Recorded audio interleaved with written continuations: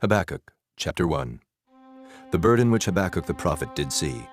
O Lord, how long shall I cry, and thou wilt not hear?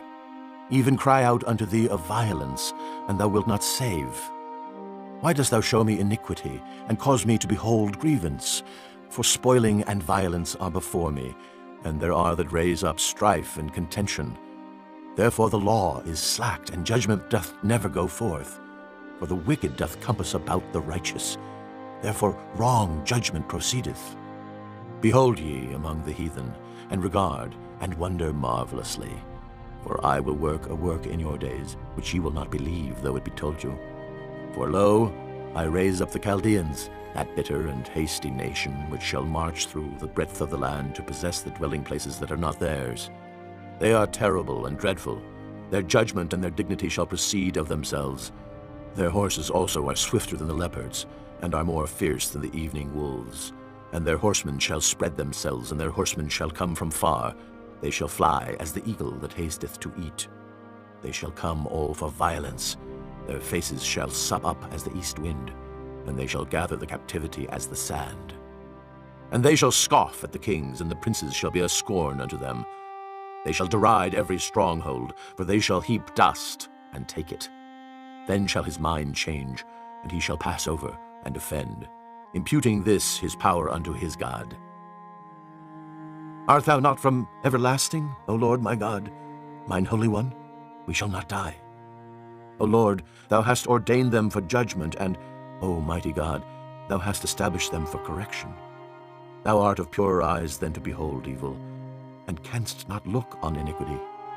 Wherefore lookest thou upon them that deal treacherously, and holdest thy tongue, when the wicked devoureth the man that is more righteous than he? And makest men as the fishes of the sea, as the creeping things that have no ruler over them. They take up all of them with the angle. They catch them in their net, and gather them in their drag. Therefore they rejoice and are glad.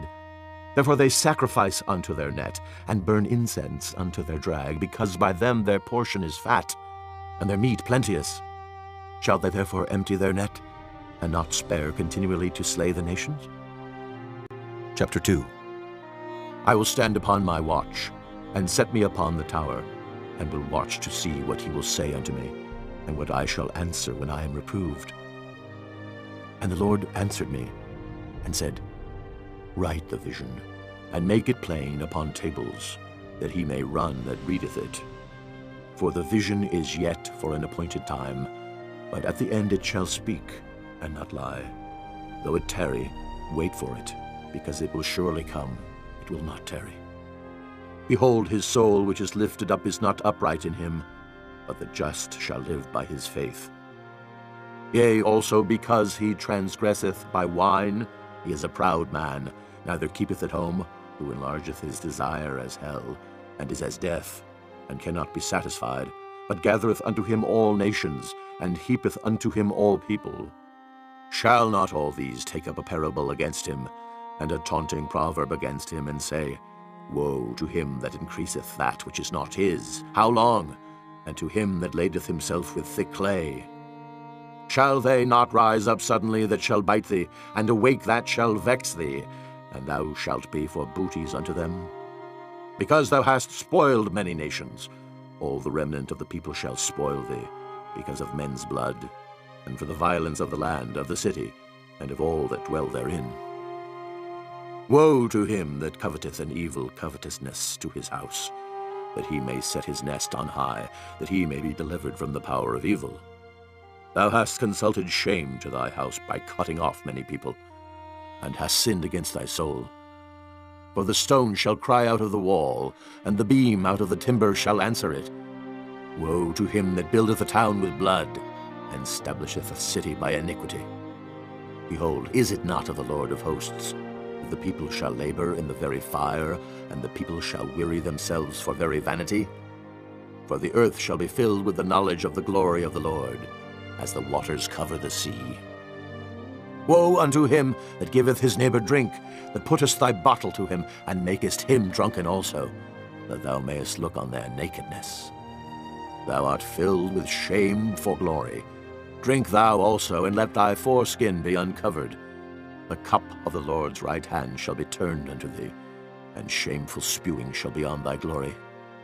For the violence of Lebanon shall cover thee, and the spoil of beasts, which made them afraid, because of men's blood, and for the violence of the land, of the city, and of all that dwell therein. What profiteth the graven image that the maker thereof hath graven it? The molten image, and a teacher of lies, that the maker of his work trusteth therein to make dumb idols? Woe unto him that saith to the wood, Awake! To the dumb stone, Arise, it shall teach. Behold, it is laid over with gold and silver, and there is no breath at all in the midst of it. But the Lord is in his holy temple.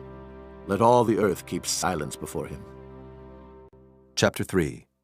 A prayer of Habakkuk, the prophet, upon Shigionoth. O Lord, I have heard thy speech and was afraid. O Lord, revive thy work in the midst of the years. In the midst of the years make known. In wrath remember mercy. God came from Teman, and the Holy One from Mount Paran, Selah. His glory covered the heavens, and the earth was full of his praise. And his brightness was as the light. He had horns coming out of his hand, and there was the hiding of his power. Before him went the pestilence, and burning coals went forth at his feet. He stood and measured the earth. He beheld and drove asunder the nations, and the everlasting mountains were scattered. The perpetual hills did bow. His ways are everlasting.